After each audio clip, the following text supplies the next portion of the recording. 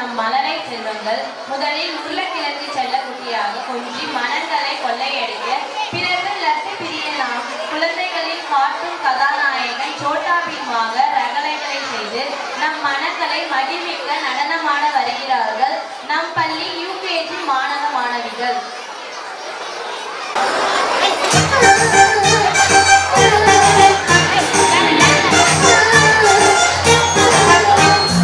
உருளைக்கிழங்கு செல்லக்குட்டி எங்க போச்சு? கத்திரிக்காய் கூடையில தூங்க போச்சு. கத்திரிக்காய் எட்டி முறைக்கு அழுதுருச்சு.